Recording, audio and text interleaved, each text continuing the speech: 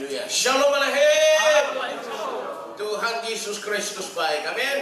Ayo katakan, iman itu ada di mulut dan di hati kita. Apa yang keluar dari mulut kita pasti jadi. Amin. Katakan, Tuhan Yesus Kristus baik. Sungguh baik. Sangat baik. Baik bagi saya. Baik bagi keluarga saya. Baik bagi kita semua. Sekarang ini sampai selama-lamanya. Berikan kemuliaan bagi Yesus Kristus. Oh, haleluya. Dahsyat Tuhan. Kita bersyukur kepada Tuhan kalau kita dipelihara karena kasih karunia-Nya. Amin. Persoalan sih ada, saudara. Banyak anak Tuhan yang bertanya kepada saya, Pak Silas, kenapa sih persoalan saya kok tidak selesai-selesai? Bahkan ada yang bilang belum selesai satu muncul lagi. Bahkan bertubi-tubi datang. Kenapa begitu? Apakah salah saya? Nah, saya melihat dia sudah mulai mau menyalahkan Tuhan. Kenapa aku tidak seperti orang lain? Aku kok dapat masalah terus? Saya sudah ke gereja, ya, saya sudah kasih perpuluhan, kasih persembahan, bahkan sudah doa dan sebagainya. Tapi kenapa kok terus saja ini masalah? Ya, saya melihat dia, wah ini sudah mau murtad nih. Saya bilang sama dia, tahukah engkau bahwa masalah itu berkat? Masalah itu berkat. Apa kata Tuhan Yesus di dalam khotbah di bukit Matius pasal 5? Ayat 10, coba tayangkan supaya yang punya masalah saudara jangan takut. Ayo, justru yang punya masalah karena nama Yesus itu yang masuk surga. Ayo baca 2, 3. Ialah orang yang dianiaya oleh sebab kebenaran, karena merekalah yang mempunyai kerajaan surga. Dianiaya karena firman, dianiaya karena kebenaran. Mereka punya surga. Terus, berbahagialah kamu jika karena aku kamu dicela dan dianiaya, dan kepadamu difitnahkan segala yang jahat. Mohon perhatikan, berbahagialah kamu jika karena aku kamu dicela dan dianiaya, dan kepadamu difitnahkan segala yang jahat. Satu lagi ayat 12. Bersukacita dan bergembiralah karena upahmu besar di surga. Ya. Sebab demikian juga telah dianiaya nabi-nabi yang sebelum kamu. Di sini Tuhan bicara mengenai upah atau hadiah pahala. Ternyata kalau kita mengalami masalah di dunia karena nama Yesus, karena kebenaran, dianiaya karena nama Yesus kebenaran, kita punya upah hadiah pahala di surga yang dahsyat. Oh, saudara harus menang 3 in 1. Ayo, apa itu? Iman, pengharapan, kasih Kristus. Apa itu? No. Apa kata Tuhan Yesus? Berbahagialah, bersukacitalah, bergembiralah. Nah, kan lihat tadi ayat 11 toh? Jangan lupa loh. Tidak ada dikatakan mengeluhlah, ngomel-ngomellah, emosilah, marah-marahlah. Nggak ada itu. Itu apa itu? Itunya setan itu, bukan Alkitab. Ayat 11 mengatakan berbahagialah kamu. Tuh, 1. Ayat 12 bersukacitalah. Ketiga apa? Bergembiralah. Tuh, 3A, 3 in 1. Berbahagia, bersukacita, bergembira. Kalau kamu menghadapi masalah karena nama Yesus, karena kebenaran, karena firman Tuhan, kamu akan dapat pahala di surga. Semua masalah yang kita hadapi karena nama Yesus, semua persoalan yang kita hadapi karena nama Yesus, itu sedang mengerjakan apa? Kemuliaan yang dahsyat, jauh melampaui penderitaan kita. Baca itu saudara, 2 Korintus 4 ayat yang ke-17. Ayo baca ayat 17. 2, 3. Sebab penderitaan ringan yang sekarang ini mengerjakan bagi kami kemuliaan kekal yang melebihi segala-galanya, jauh lebih besar daripada penderitaan kami. Masihkah saudara ngomel-ngomel, marah-marah, emosi, bahkan murtad karena engkau menghadapi penderitaan, tantangan, ya pencobaan karena kamu berpegang kepada firman Tuhan karena nama Yesus? Ayo. Semua masalah, tantangan yang kita hadapi di dunia sebagai manusia, sebagai anak Tuhan yang diurapi Roh Kudus, itu sedang mengerjakan kemuliaan yang jauh lebih besar daripada penderitaan kita. Amin. Amin. Mengapa saudara? Karena kita tidak perhatikan yang kelihatan. Karena yang kelihatan itu sementara. Kita perhatikan justru yang tidak kelihatan. Karena yang tidak kelihatan itu yang kekal. Ayat berikut, ayat 18. Baca. Sebab kami tidak memperhatikan yang kelihatan, melainkan yang tak kelihatan. Karena yang kelihatan adalah sementara, sedangkan yang tak kelihatan adalah kekal. Saya mau tanya kepada kalian, apa yang selalu membuat kita punya masalah? Yang kelihatan atau yang tidak kelihatan? Jelas toh? Ayo sekali lagi. Apa yang membuat kita selalu punya masalah atau persoalan? Yang kelihatan atau yang tidak kelihatan? Yang keras? Yang kelihatan. Kenapa? Kenapa? Karena dari mana datangnya cinta? Dari mata turun ke mana? Iya, karena kita lihat begitu, maka terganggulah kita. Tuh. Aduh. Coba saudara. Makanya saudara-saudara masuk dalam visi pemulihan ini bukan berarti saudara mau enak-enak, kemudian dielus-elus. Ya, kalau ada persoalan dan ini, saya mau keluar aja, saya keluar, dikasih permen, jangan. Ini kayak sekolah gula-gula ini. Saya ingat dulu waktu masih kecil saudara kita masuk sekolah minggu. Sekolah minggu namanya dulu Sunday School, itu sekolah gula-gula. Jadi kalau kita datang di sekolah minggu, saudara dikasih gula-gula, karena orang zaman Belanda kan, dikasih gula-gula, ada gula-gula panjang. Waduh, senang kita kalau kasih gula-gula. Makanya kita rajin ke sekolah minggu. Jadi kita bilang sekolah gula-gula. Ya, supaya apa? Supaya senang datang. Kalau tidak dikasih gula-gula nggak mau datang. Masa kita seperti anak kecil, saudara? Oh, saudara, kita ini harus dewasa dalam iman. Dewasa rohani dalam iman. Amin. Amin. Harus dewasa.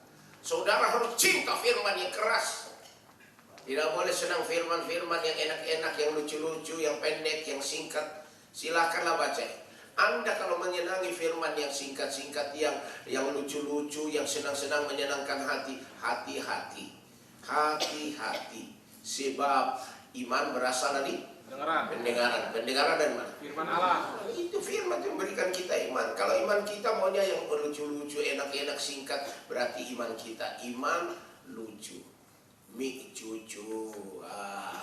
Senangnya susu. Kalau susu kan nggak usah ditelan tuh, nggak usah dikunyah. Susu nggak usah dikunyah, susu langsung ditelan. Tapi makanan keras untuk orang dewasa iman. Ibrani pasal yang ke-5 ayat yang ke-14. Kita baca aja dari ayat 11 dulu. Ayat 11 sampai dengan ayat 13 itu iman mie cucu namanya, mie cucu. Ya, saudara kalau misalnya disampaikan firman saudara tersinggung dan marah, itu berarti engkau masih bayi rohani. Enggak usah digubris orang begitu. Tolong jangan minta maaf kepada orang yang begitu, walaupun dia kaya raya. Masuk ke gereja jadi donatur gereja. Jadi donatur gereja suatu saat dia tersinggung karena ada hamba Tuhan yang berkhotbah, wah menyinggung dan sebagainya, keluar, nggak apa-apa, itu susu itu. Ya. Dia tidak mau jadi dewasa. Ayo bacalah, ini firman loh. Saya kalau khotbah selalu firman, cek dan recheck firman Tuhan. 2, 3. Tentang hal itu banyak yang harus kami katakan, tetapi yang sukar untuk dijelaskan. Karena kamu telah lamban dalam hal mendengar. Ya. Lamban, Kristen lamban.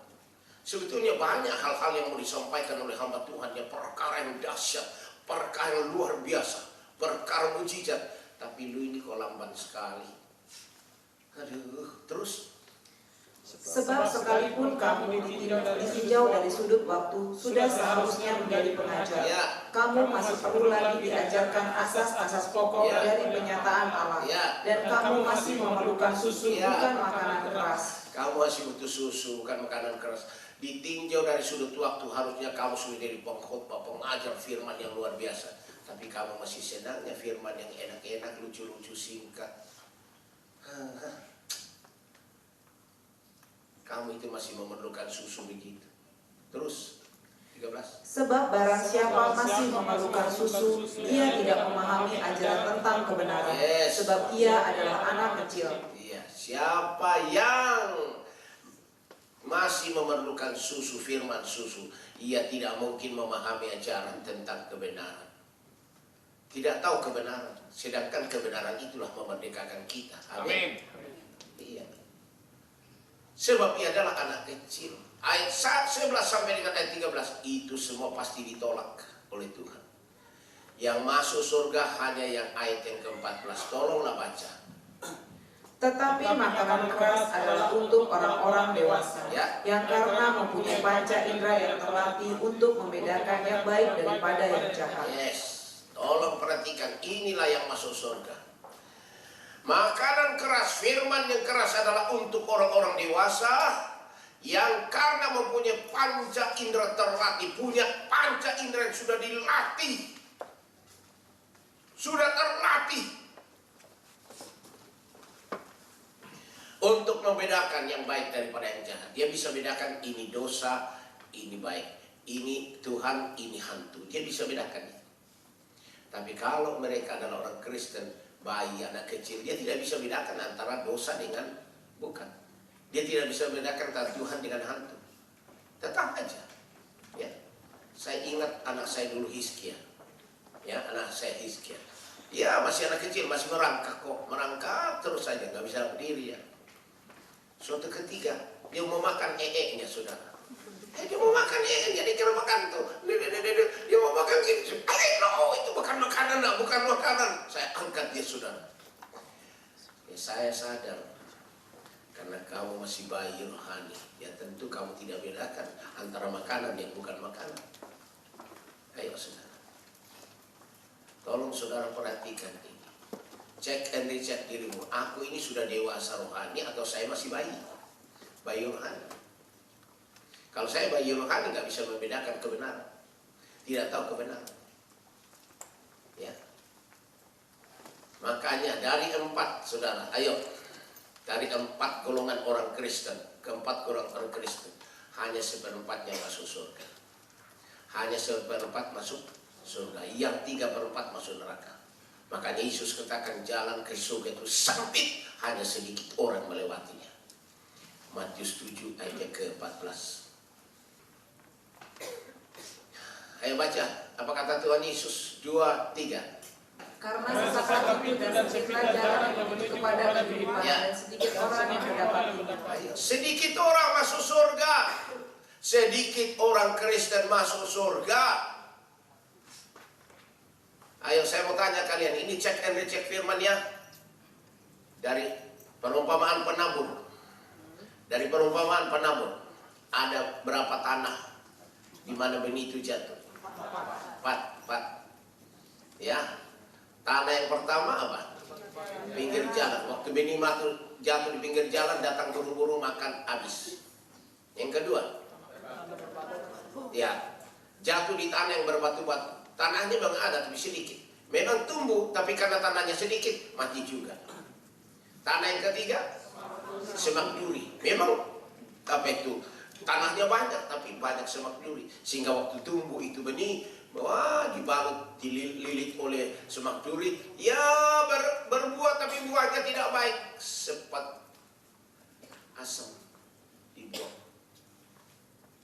Hanya satu jenis tanah yang berhasil, yaitu tanah yang apa? Subur. Pada saat benih itu jatuh, tumbuh dengan subur, berbuat 30 kali lipat, 60 kali lipat, 100 kali lipat. Dari 4 jenis orang Kristen, hanya 1/4-nya masuk surga. Saya harus sampaikan kepada kalian yang masih mengikuti tradisi-tradisi. Engkau masih diikat oleh tradisi itu. Ada selubung yang mengikat engkau, sehingga engkau tidak bisa mengenal kebenaran. Ada selubung, di mana itu? 2 Korintus 3 ayat 16. Ayo baca. Tetapi apabila hati seorang berbalik kepada Tuhan, maka sungguh itu diambil daripadanya. Selubung apa ini? Selubung Taurat. Coba baca ayat 15 dulu, ayat 15. Bahkan sampai pada hari ini, setiap kali mereka membaca kitab Musa, ada selubung yang menutupi hati mereka. Orang Israel saja, saudara, orang Yahudi itu umat pilihan Tuhan, tapi terikat oleh selubung Taurat, Taurat Musa. Setiap kali mereka baca hukum Taurat Musa, itu selubung Taurat itu menutupi mereka sehingga tidak bisa mengenal kebenaran, tidak bisa mengenal Yesus Kristus. Mereka menolak Yesus sebagai Mesias. Mereka tidak percaya Yesus itu Mesias. Ada selubung yang menutupi. Walaupun sudah Kristen, ke gereja, kasih sumbangan ke gereja, ya kasih perpuluhan, rajin gereja, melayani gereja, bahkan jadi pendeta di gereja, masih ada selubung tradisi menutupi mereka, sehingga mereka merayakan Imlek di gereja. Tolong saudara, saya harus menantang orang Kristen begini, supaya mereka kembali ke firman, jangan sampai masuk neraka. Yang masuk surga hanya sedikit.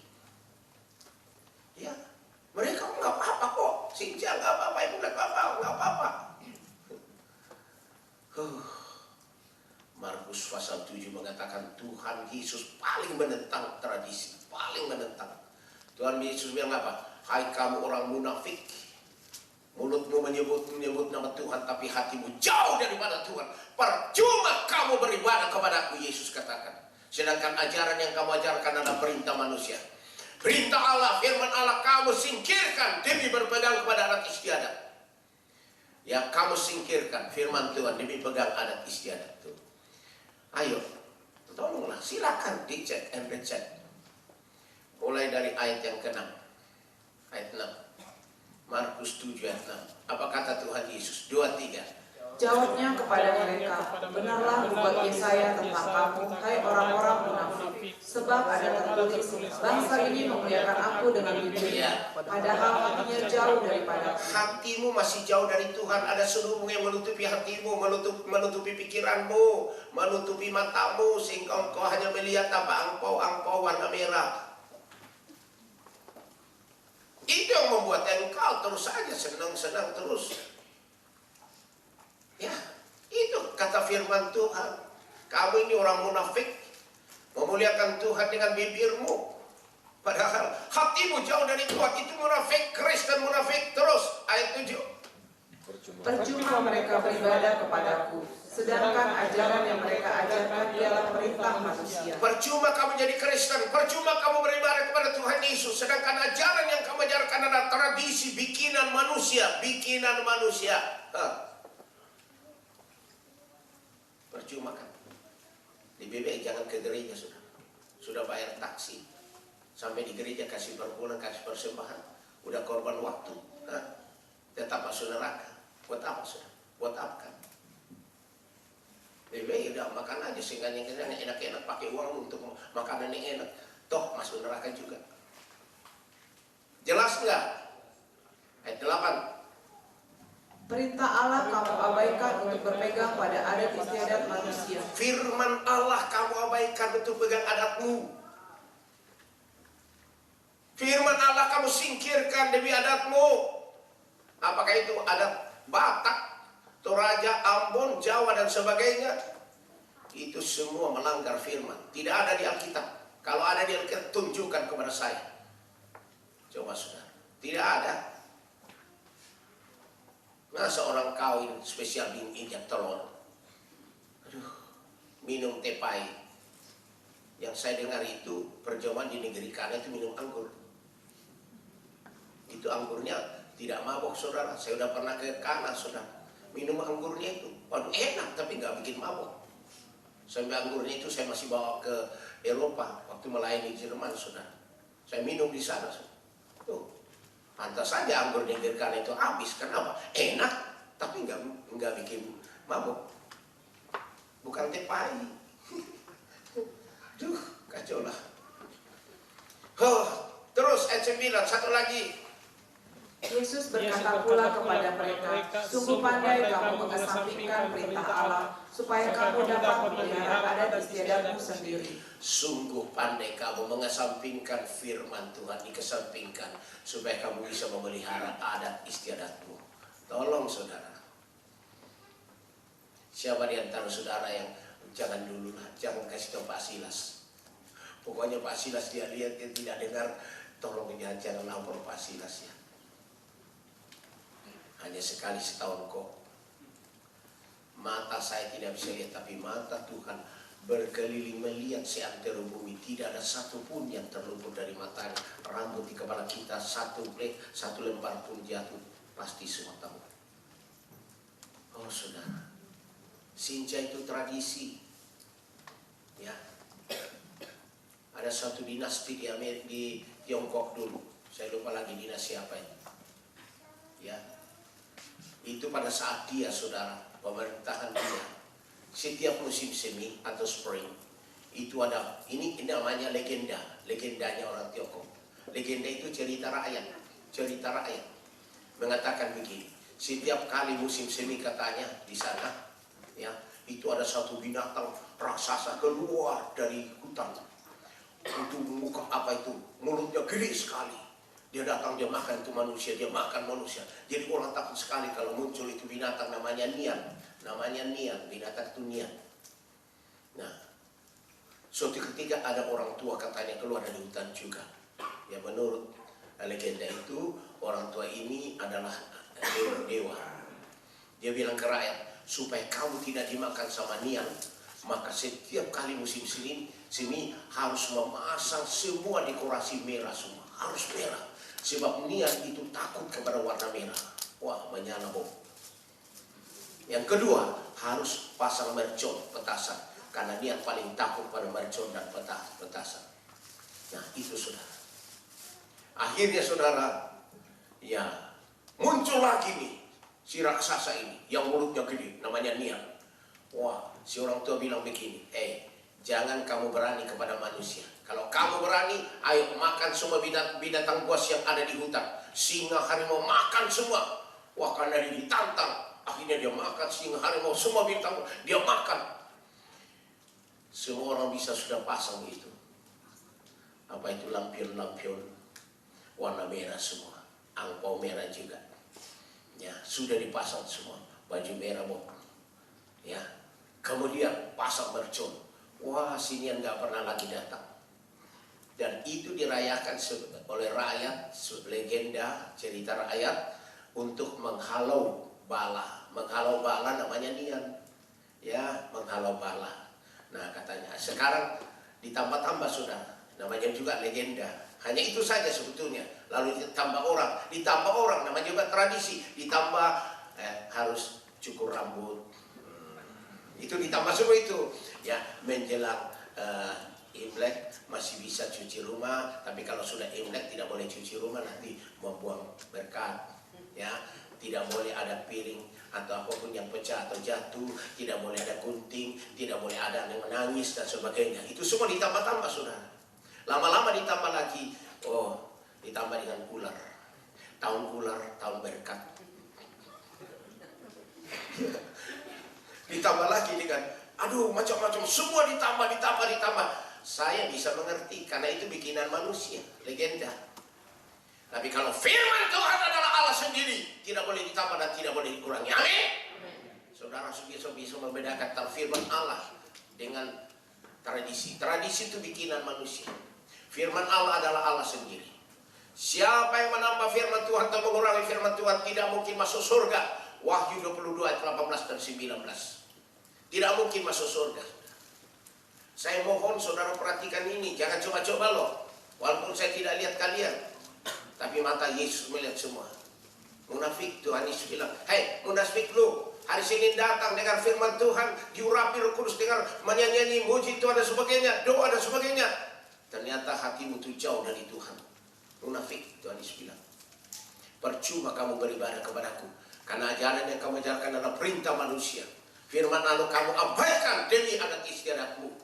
Waduh, jelas sekali. Tuhan Yesus marah loh. Saya mau supaya semua masuk surga. Amin.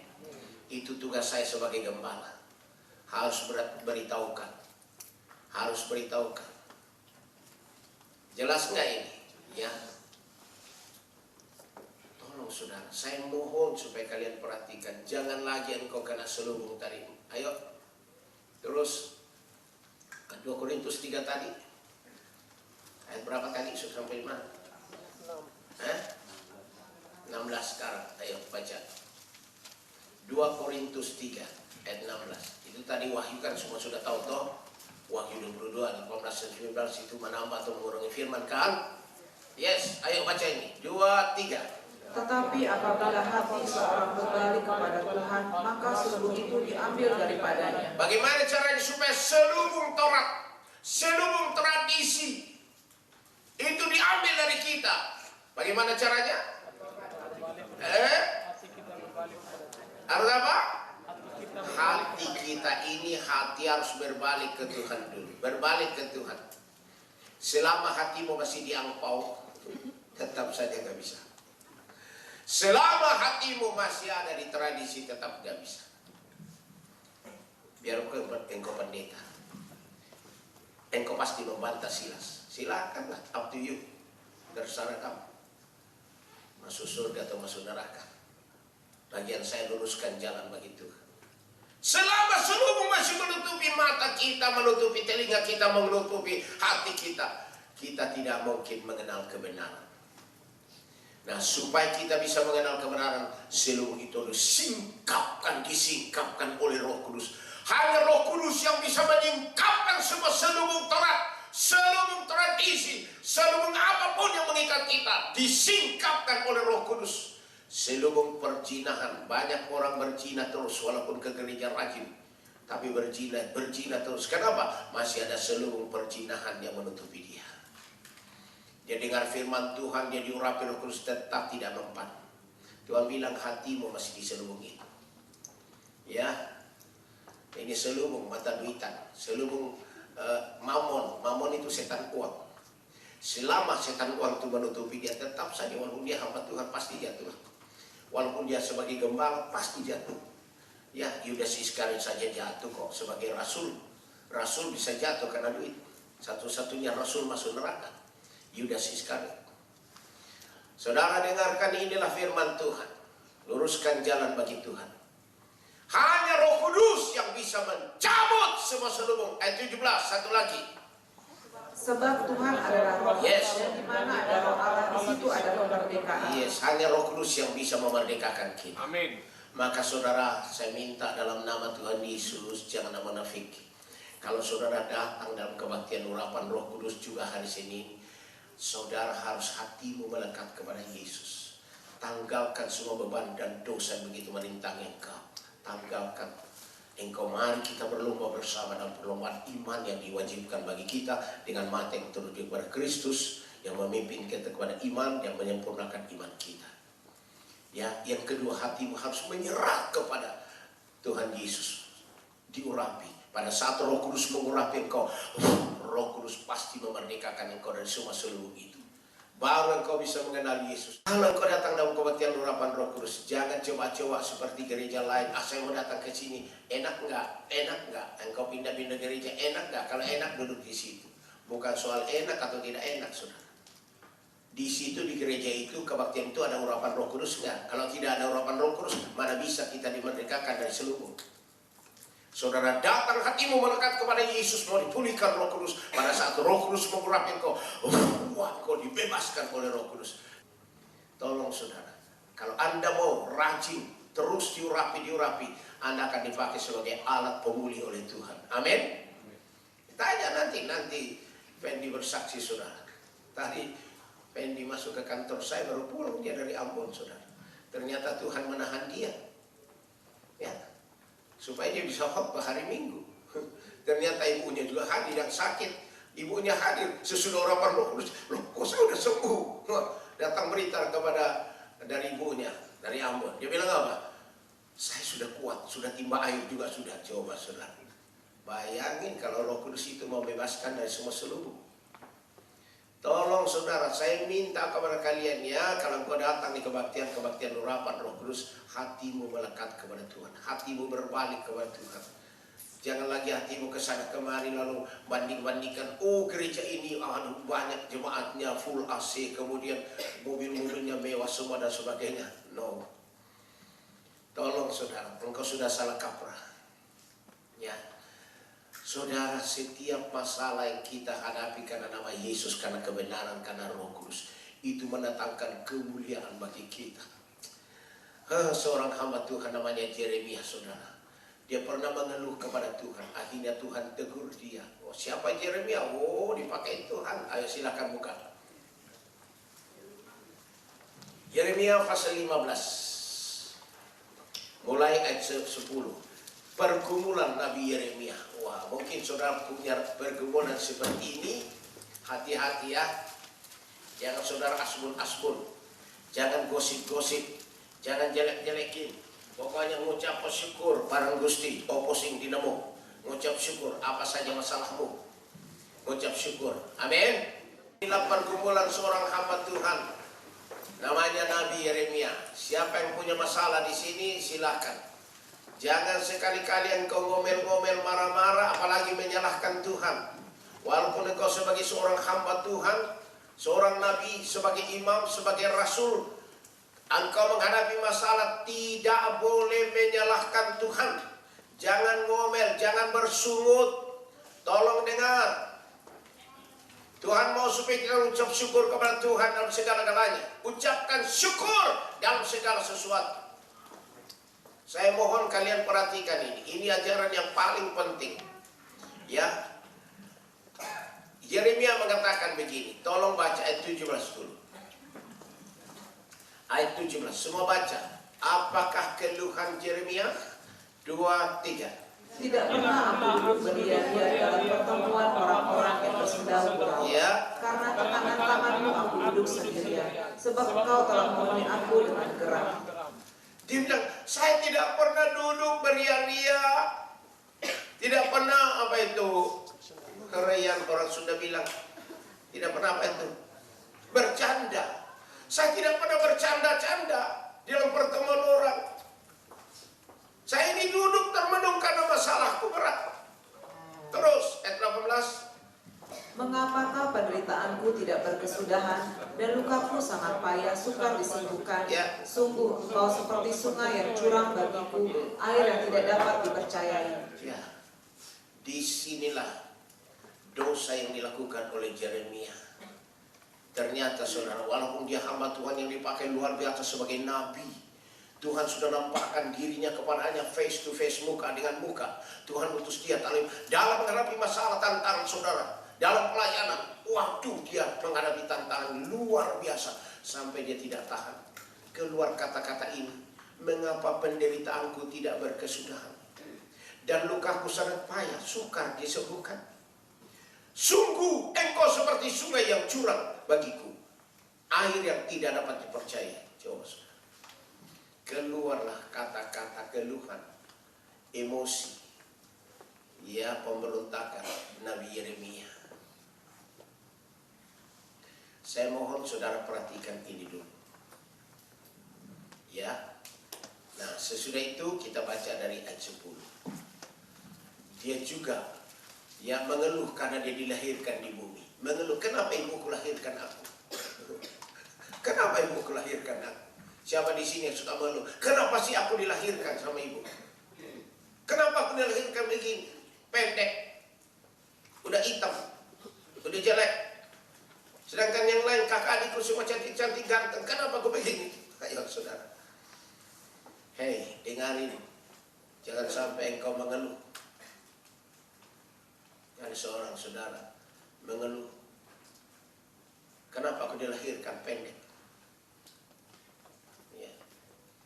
Tapi suatu ketika waktu perang terjadi saudara, semua orang tinggi-tinggi kena senjata, mati semua. Tapi karena dia pendek lulus.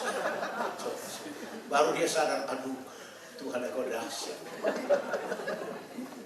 Ada lagi yang lahir, warna kulitnya hitam, yang lain putih-putih semua.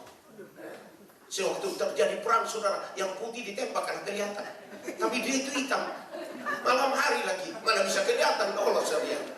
Wah dia sadar, aduh untung aku lahir di Ambon. Coba saudara. Jadi saudara jangan ngomel. Ada rencana Tuhan dalam seluruh keadaan kita. Amin. Ucap syukur saudara. Ya, coba kita baca ayat 10. Ayat 10. Celaka aku ya ibuku bahwa engkau melahirkan aku, Ya. seorang yang menjadi buah perbantahan Ya. dan buah perjederaan bagi seluruh negeri. Yes. Aku bukan orang yang menghutangkan ataupun orang yang menghutang Ya. kepada siapapun, tetapi mereka semuanya mengutuki aku. Tetapi mereka semua mengutuki aku. Aku tidak bersalah. Aku tidak berdosa. Aku bukan orang yang menghutangkan ataupun orang yang menghutang kepada siapapun. Tetapi mereka semuanya mengutuki aku. Coba saudara. Mengeluhnya luar biasa ini Nabi ini. Kenapa engkau ibu melahirkan saya? Ya. Seorang yang menjadi buah perbantahan. Gara-gara aku lahir maka aku jadi buah perbantahan. Buah percideraan bagi seluruh negeri. Coba saudara. Apakah enak begini? Gak enak. Gara-gara aku lahir maka aku penuh perbantahan. Ayo saudara. Mungkin saudara ada yang mengalami seperti ini. Saudara. Kenapa aku dilahirkan? Ya. Kenapa yang lain bisa gini, aku kok begini? Kenapa yang lain bisa kaya-kaya, berhasil, tapi aku kok begini? Gagal. Tidakkah engkau tahu bahwa kemiskinan di dalam Kristus membuat imanmu semakin kuat dan masuk kerajaan surga? Bukankah Yesus katakan di dalam Matius pasal 5 khutbahnya di bukit? Dia mulai dengan berbahagialah orang yang miskin di hadapan Allah, karena mereka punya kerajaan Allah. Celakalah kamu orang kaya. Wah, kamu sudah puas dengan kekayaanmu. Waduh, coba saudara, celaka loh. Uang itu bisa menjadi jerat. Kalau saudara masih kurang kaya, saudara biasanya dekat dengan Tuhan. Karena tidak ada uang. Biasanya dekat dengan Tuhan. Ya, tapi sesudah kaya saudara tinggalkan Tuhan. Ya, lupa semuanya. Saya mohon kalian perhatikan. Ya, jangan sampai saudara mengeluh dengan apapun engkau. Bagaimanapun engkau, apapun keadaanmu, ucap syukur kepada Tuhan. Hati yang gembira adalah obat yang paling manjur. Tuh. Mari kita bergembira terus karena nama Yesus. Amin. Apapun masalah kita, saya tahu masalah saya ini adalah proses Tuhan bagi saya. Kehidupan saya adalah dinamika. Kadang-kadang naik, kadang-kadang turun. Kadang-kadang ke kiri, kadang-kadang ke kanan. Ya saya seperti apa itu kole-kole. Orang Ambon ya kalau naik kole-kole terus gini ya. Kole-kole arum baik kole. Waduh. Naik kole-kole gini, naik kadang-kadang turun. Waduh. Memang begitu kamu naik kole-kole kok. Harus dinikmati, jangan takut. Sekarang aku naik, puji Tuhan. Sekarang aku turun. Aku seperti Daud mengatakan, sekalipun aku ada dalam lembah kegelapan, aku tidak takut. Sebab engkau menyertai aku. Batangmu dan gadamu dan tongkatmu itu menghibur aku. Waduh, dahsyatnya luar biasa. Itu dia. Lembah bayang-bayang maut, lembah kekelaman, aku tidak takut. Karena engkau besertaku. Gadamu dan tongkatmu itulah yang menghibur aku. Tolong saudara perhatikan. Jangan mengeluh seperti Nabi ini saudara. Sampai ditegur sama Tuhan. Ya. Dia bilang, sungguh ya Tuhan, aku telah melayani engkau. Ayat 11, baca. Ayat 11. Sungguh ya Tuhan, aku telah melayani engkau dengan sebaik-baiknya. Dan telah membela musuh di depanmu pada masa kecelakaannya dan kesesakannya. Bayangin, ngeluh. Sungguh ya Tuhan, aku telah melayani engkau dengan sebaik-baiknya. Bahkan membela musuh di depanmu. Pada masa kecelakaan dan kesesakannya. Musuh saya pada saat kecelakaan, kesesakan, saya bela dia. Dahsyat saudara. Biasanya kalau kita melayani tidak mau membela musuh kita. Malah kita bilang, rasain lu. Bahkan kita kutuki dia, mati aja lu. Tapi dia membela musuhnya. Dia berdoa, Tuhan ampuni dia karena dia tidak tahu apa yang dia berbuat. Ampuni Bapak akhirnya. Hebat kan? Dia bisa membela musuhnya di hadapan Tuhan.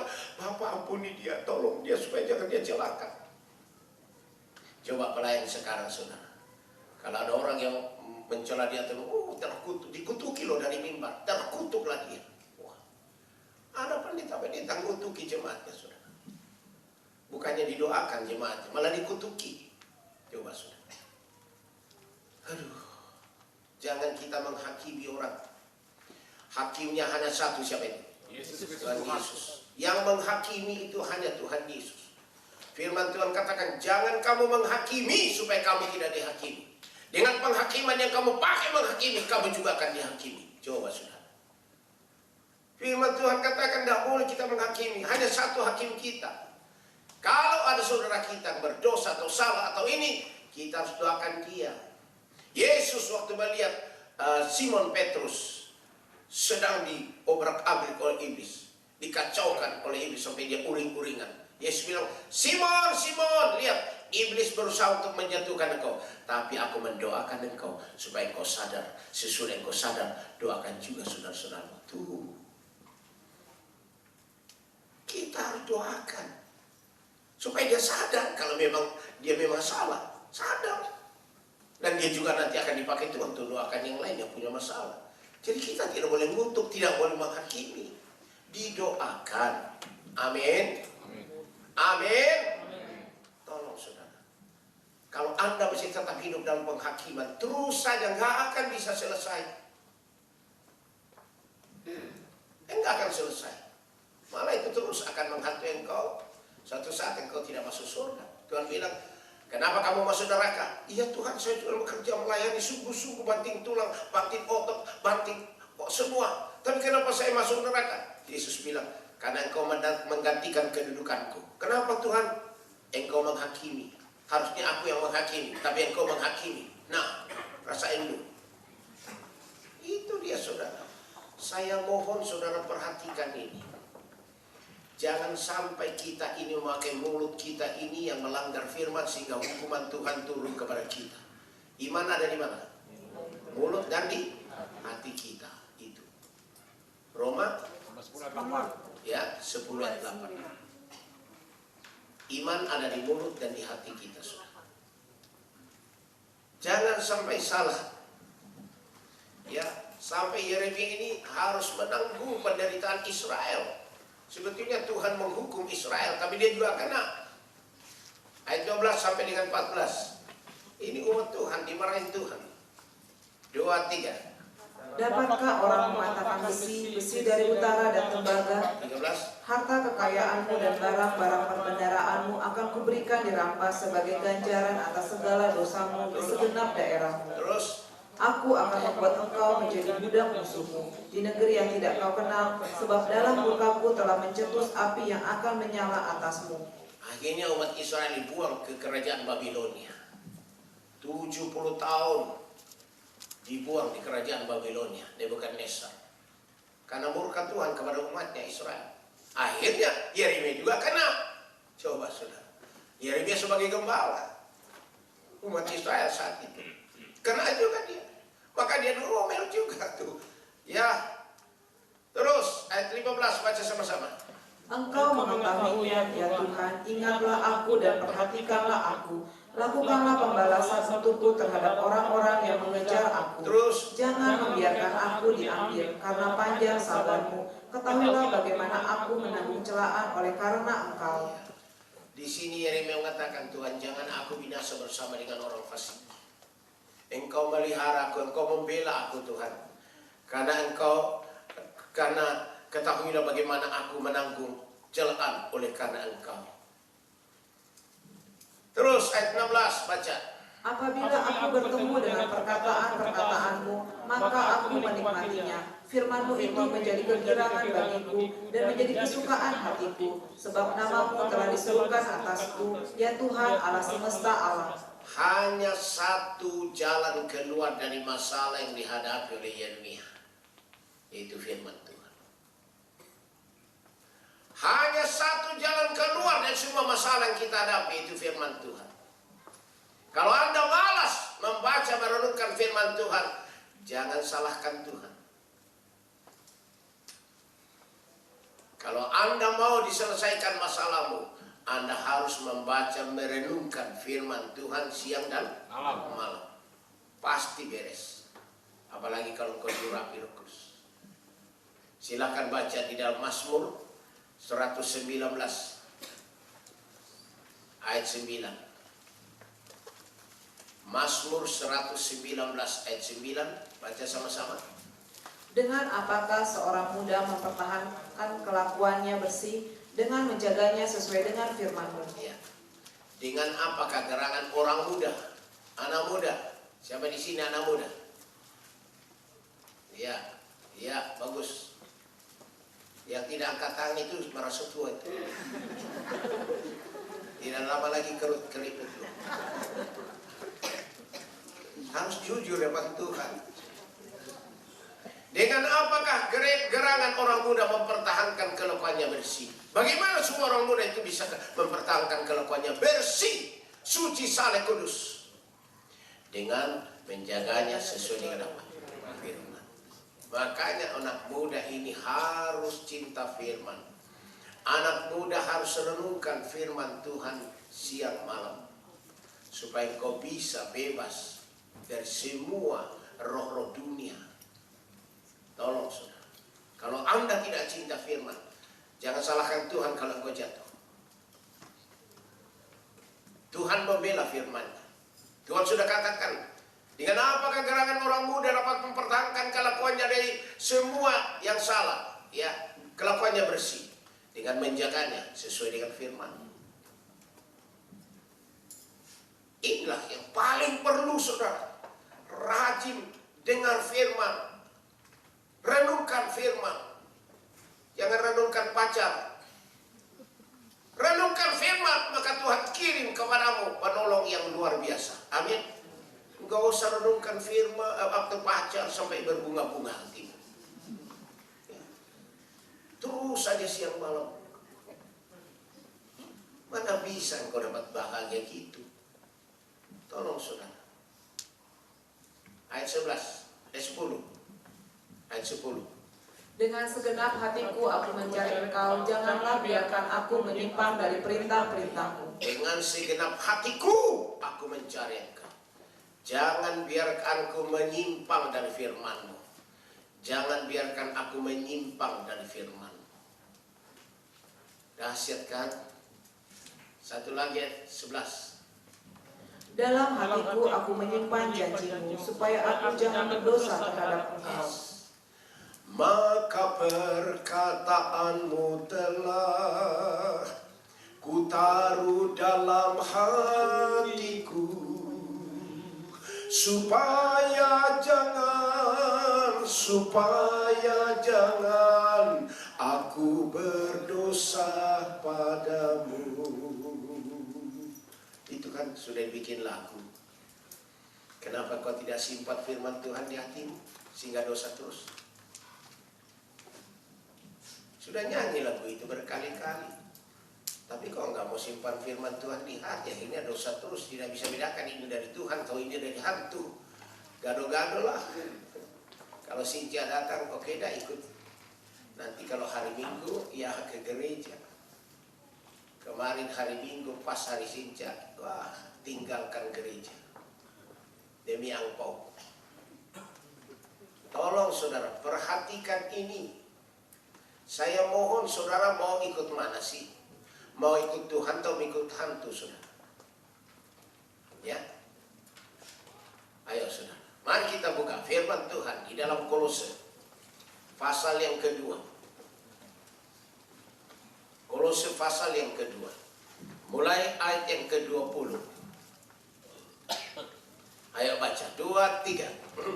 Apabila kamu telah mati bersama-sama dengan Kristus dan bebas dari roh-roh dunia, mengapakah kamu menaruhkan dirimu pada rupa-rupa peraturan seolah-olah kamu masih hidup di dunia? Kita ini sudah mati bersama dengan Kristus. Apabila kamu telah mati bersama dengan Kristus, bebas dari roh-roh dunia, bebas dari tradisi, bebas dari sinja, bebas dari tradisi, bebas dari aturan-aturan inti manusia itu tradisi.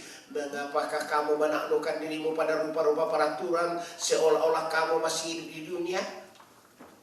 Kau masih nuruti tradisi ini seolah-olah saya ini bukan anak Tuhan Yesus. Yaitu apa saja? Ayat 21. Jangan jamah ini, jangan kecap itu, jangan sentuh ini. Iya. Jangan jamah ini, jangan kecap itu, jangan sentuh ini. Jangan pecahkan barang-barang waktu sincian. Jangan menangis. Jangan tidak potong rambut. Jangan pakai amplop putih kalau kasih amplop. Semua itu aturan-aturan bikinan manusia. Itu peraturannya Nian. Nian itu raksasa. Mulutnya gede. Maka itu barongsai saudara mulutnya gede. Saya dulu, orang tua saya juga merayakan itu saudara. Dulu. Waktu kami masih Kristen. Memang Kristen kita dari kecil. Kakek nenek saya Kristen, papa mama saya Kristen. Jadi kita ini turunan Kristen. Jadi kalau Sinja datang, wah kita merayakan sama-sama. Rumah kami itu bertingkat saudara, bertingkat. Karena orang tua saya kaya.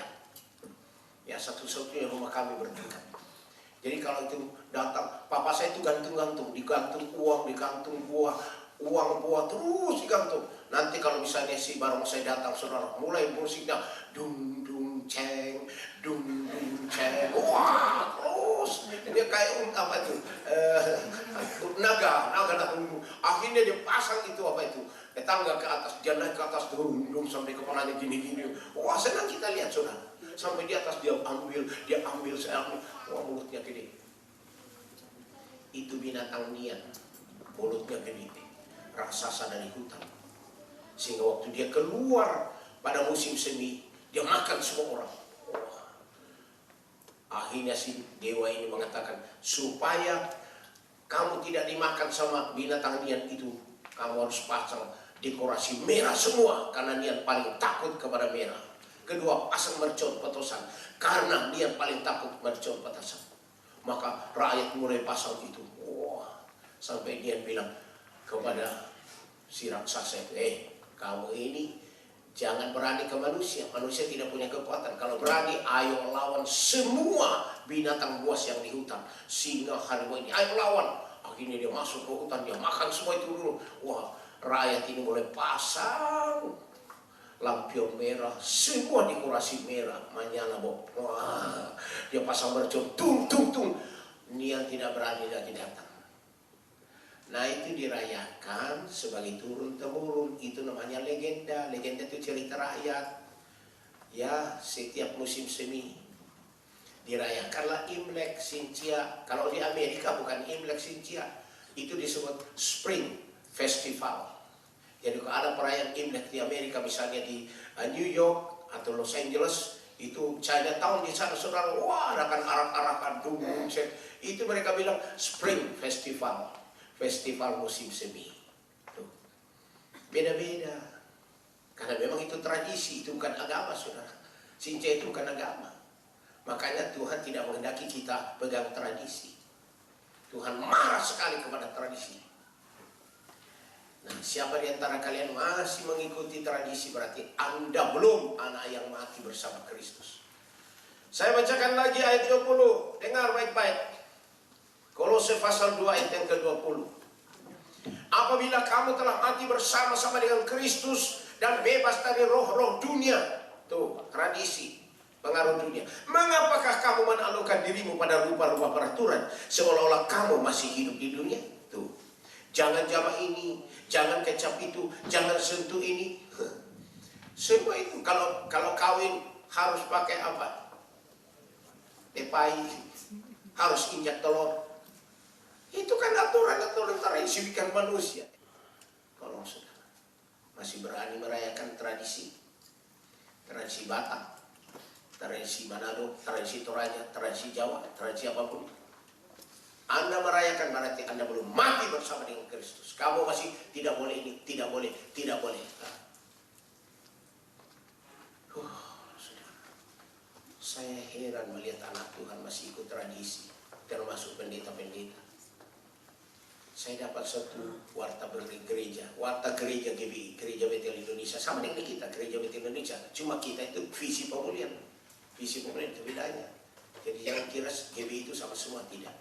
Ada GBI yang masih merokok, boleh. Masih tradisi, boleh.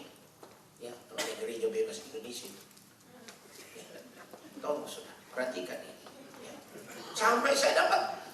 gerejanya apa? Kita akan merayakan kebaktian Imlek. Waduh, masa merayakan kebaktian Imlek di gereja? Saya lihat tuh gerejanya dia hasil persis kayak kelenteng, merah-merah kemudian ada buah. Waduh, ini gereja gado-gado nih. Lalu ditanya, kenapa itu? Supaya kita menarik mereka. Kita harus cerdik seperti ular, tapi turus seperti merpati. Bukan itu cerdik seperti ular, tapi turusnya seperti ular juga. Tidak ada tulusnya itu. Itu munafikin. Firman Tuhan bilang, kamu bangsa munafik. Persis kata Nabi Yesaya, bangsa ini memuliakan aku dengan bibirnya, padahal hatinya jauh daripada aku. Munafik, Tuhan Yesus bilang. Perintah manusia, perintah Allah kamu abaikan demi tunduk kepada tradisi, adat istiadat bikinan manusia. Oh, saudara dengarkan ini. Ini semua aturan-aturan. Coba baca ayat 8. Kolose 2 ayat 8. Semua baca ya. Ayat 8. Hati-hatilah supaya jangan ada yang menawan kamu dengan filsafatnya yang kosong dan palsu, menurut ajaran turun-temurun dan roh-roh dunia, tetapi tidak menurut Kristus. Yes. Hati-hatilah supaya jangan ada yang menawan kamu dengan filsafatnya yang kosong. Filsafat itu bikinan manusia. Saudara bukan Aristoteles, bukan Sokrates, ahli filsafat dari Yunani, bangsa Hellas. Saudara adalah anak Tuhan, sudah mati bersama Kristus, bebas dari semua dunia, termasuk filsafat. Itu bikinan manusia yang kosong, palsu, menurut ajaran turun-temurun, ya, legenda dan roh-roh dunia, tetapi tidak menurut firman, tidak menurut Kristus. Tidak menurut Kristus. Hati-hati. Siapa masih suka-suka di sini filsafat-filsafat? Siapa masih suka dengarin khotbah filsafat? Anda belum mati bersama Kristus. Bebas dari roh Kristus. Kamu masih terikat roh dunia. Engkau kagum kepadanya. Mengheran, hebat. Hei, semua ajaran manusia itu hebat. Ya, Rasul Paulus katakan, silakan baca 1 Korintus 2 ayat 4 dan 5. 1 Korintus 2 ayat 4 dan 5. Silakanlah buka, saudara. Saya berdoa ke Tuhan supaya Tuhan sendiri yang menyampaikan firman-Nya kepada saudara dan saya. Ayo baca. Apa kata Paulus? 2:3. Baik perkataanku maupun pemberitaanku tidak kusampaikan dengan kata-kata hikmat yang meyakinkan, tetapi dengan keyakinan akan kekuatan Roh. Ya, dengar dulu ini. Paulus bilang, baik perkataanku maupun pemberitaanku, pengajaranku tidak kusampaikan dengan kata-kata hikmat manusia, filsafat manusia yang meyakinkan. Memang kalau pakai filsafat memang meyakinkan. 1 tambah 1 sama dengan 2. Ya, memang meyakinkan. 5 ketul roti, 2 ekor ikan menyenangkan 1 orang Manado. Kenyang 1 orang Manado, tidak ada sisa. Meyakinkan karena memang orang Manado banyak makan. Saya kan sudah berapa kali melayani ke Manado, banyak makan. Perempuannya aja makan. Di bawahnya makanannya dari saya. Tapi Manado di sana, kalau Manado di sini sudah lain. Iya benar. Iya, bayangin itu. Waduh, ikan mulai dari ikan kecil sampai ikan raksasa, saudara, habis sekecil. Tahu yang makan tuh mayoritas wanita. Ya, jadi saya bisa bayangkan 5 ketul roti, 2 ekor ikan, ya mengenyangkan 1 orang Manado dari desa. Tidak ada sisa. Itu hikmat manusia, filsafat manusia. Tetapi hikmat Roh Kudus mengatakan 5 ketul roti, 2 ekor ikan bisa mengenyangkan 5.000 orang laki-laki, belum perempuan, belum anak-anak. Waduh, berarti puluhan ribu. Sisa berapa? 12 bakul penuh. Itu namanya hikmat Roh Kudus. Itu namanya miracle, mukjizat. Saudara mau masuk mukjizat, masuk dalam alam mukjizat, saudara harus benar-benar bersama Roh Kudus. Tanggalkan beban dan dosa yang merintangi engkau. Saya mau punya iman karena kuasa Roh Kudus. Ayat 5, baca. Supaya iman kamu jangan bergantung pada hikmat manusia, tetapi pada kekuatan Allah. Supaya iman kamu jangan bergantung pada hikmat manusia, filsafat manusia, tapi kepada kuasa Roh Kudus. Iman kita harus kuasa Roh Kudus. Amin. Amin. Iman mukjizat namanya. Iman mukjizat. Saya yakin dia sanggup. He's able. I know my Lord is able. Saya tahu Tuhanku itu sanggup. I know my Lord is able to carry me through. Dia sanggup membawa saya maju terus. Breakthrough. Tantangan apapun saya sanggup karena dia bersama dengan aku. Amin. Itu dia yang perlu, saudara. Jangan sampai kita ini gagal. Ada masalah mundur, ada masalah tidak mau doa, ada masalah tidak mau datang melayani pujian penyembahan, ada masalah tidak mau khotbah, ada masalah tidak mau ke gereja. Kalau lu sama itu kan engkau masih hidup di dunia ini, masih terikat oleh roh-roh dunia ini, engkau tidak ikut. Ayo sekarang ulangi tadi Kolose 2:8. Kolose 2:8. Saya bacakan, hati-hatilah, dengar ya, hati-hatilah. Kalau hati-hati berarti waspada, jangan masa bodoh lo. Makanya orang kalau bilang hati-hati, dia nggak bilang gini, hati-hati. Selalu hati-hati. Waduh, harusnya satu hati, tapi hati-hati. Berarti apa? Wah, lebih dari satu hati itu. Hati-hati. Kalau kata hati-hati berarti waspada. Supaya jangan ada yang menawan engkau dengan filsafatnya yang kosong, yang palsu, menurut ajaran turun-temurun dan dari roh dunia, tetapi tidak menurut Kristus. Hati-hati dengan filsafat begitu, tradisi begitu, tidak menurut Kristus. Kristus, di mana ada Roh Kudus, di situ ada apa? Kemerdekaan. Di mana ada Kristus, di situ ada kemerdekaan. Hanya Kristus yang bisa bebaskan kita di semua selubung filsafat. Tanggalkan semua beban dan dosa. Nah sekarang lanjutkan dengan ayat yang ke-21. Ayat 21.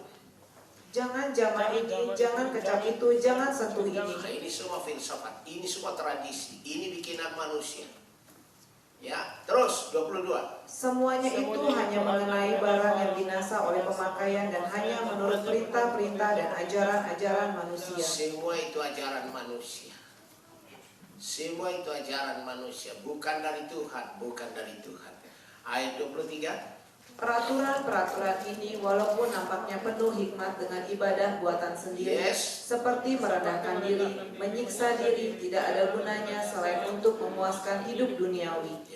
Dengar, peraturan-peraturan itu tadi, tradisi itu, ya, walaupun nampaknya penuh hikmat dengan ibadah buatan sendiri, penuh hikmat buatan sendiri, rambut harus digundul, waduh, kemudian, wah, kalau masuk ke dalam lampunya merah, kemudian ada bunyi, wah, kayak penuh hikmat buatan manusia sendiri supaya merinding bulu kuduk kita. Ya, kemudian bertapa, ya, dan sebagainya. Saya pernah masuk ke situ, saudara, waktu saya masih pacaran sama ibu. Kita makan mie di luarnya. Orang banyak masuk, ayo kita masuk, kita mau lihat. Masuk, warnanya merah, ya. Kemudian orang masuk pelan-pelan ke dalam. Gak ada yang lari, gak ada. Kemudian semua bawa apa itu kan?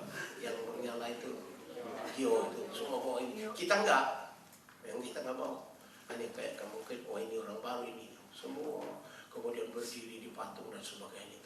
Wah, itu ibadah buatan manusia, penuh hikmat. Saya lihat banyak yang botak-botak.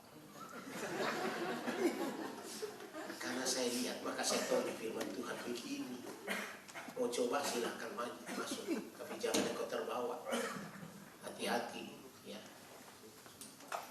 Seperti merendahkan diri, menyiksa diri, bertapa, tidak ada gunanya selain untuk memuaskan hidup duniawi. Tidak ada gunanya. Itu hanya memuaskan hidup duniawi kita. Kita ini sudah mati bersama dengan Kristus. Apakah pikiran kita masih duniawi? Atau pikiran Kristus? Pasal 3 ayat 1. Kolose 3 ayat 1. Ayo baca semua, saya mau sampaikan firman loh. Kolose 3 ayat 1, 2, 3. Karena itu, kalau kamu dibangkitkan bersama dengan Kristus, carilah perkara yang di atas, di mana Kristus ada duduk di sebelah kanan Allah. Tadi kita sudah dikubur bersama siapa? Kristus. Sekarang dibangkitkan bersama Kristus. Kita ini jadi apa? Masa nggak tahu? Kita sudah mati bersama Kristus, dikubur bersama Kristus, lalu dibangkitkan bersama Kristus. Jadi kita ini yang diurapi Roh Kudus adalah bukan mayat hidup. Masa nggak tahu bahasa Indonesia? Lalu mayat hidup. Ini ada susah-susah ini ajarin bahasa Indonesia. Sudah mati dikubur bersama Kristus, lalu bangkit bersama Kristus, berarti mayat apa? Kita ini sadarlah kau mayat hidup. Ya, yang gentayangan di dunia. Tapi hidup bersama siapa? Kristus. Nah, itu dia. Bukan lagi menurut tradisi itu. Kita hidup bersama dengan Yesus. Maka di ayat yang kedua dikatakan, tolong baca bersama ayat 2, 3. Pikirkanlah perkara yang di atas, bukan yang di bumi. Iya, maka pikiran kita sebagai mayat hidup dalam Kristus, pikiran kita di atas, bukan lagi di dunia. Kalau di dunia itu masih manusia hidup tuh, masih kedagingan, maka pikirannya ke dunia, maunya memuaskan daging. Itu kalau kita sudah mayat hidup dalam Kristus, pikiran kita di surga kepada Kristus. Ayat yang ketiga, satu lagi ayo baca. Sebab kamu telah mati dan hidupmu tersembunyi bersama dengan Kristus di dalam Allah. Kita sudah mati dan hidup kita tersembunyi bersama dengan Kristus di dalam Allah. Mengerti nggak maksudnya ini? Mengerti nggak? Kalau Anda masih ikut tradisi, Anda bukan manusia baru, manusia lama. Kalau manusia baru itu sudah mati bersama Kristus, dikubur bersama Kristus, bangkit bersama Kristus. Ini namanya baptiso. Baptiso dari kata bapto, itu bahasa Yunani atau Greka. Artinya apa? Dikubur bersama dengan, lalu bangkit bersama Kristus. Itu baptiso. Dari kata bapto. Dikubur bersama Kristus, mati bersama Kristus, bangkit bersama Kristus, jadi manusia baru. Jadi waktu kita dibaptis, saudara, makanya baptis itu tidak dipercik. Itu salah. Baptis yang benar adalah harus sama diselam. Waktu kami ke Israel, saudara, saya baptis 37 orang. 30 berapa itu? 39 orang. Saya baptis Sungai Yordan. Dinginnya luar biasa Sungai Yordan. Ada ikan-ikan kecil di sini.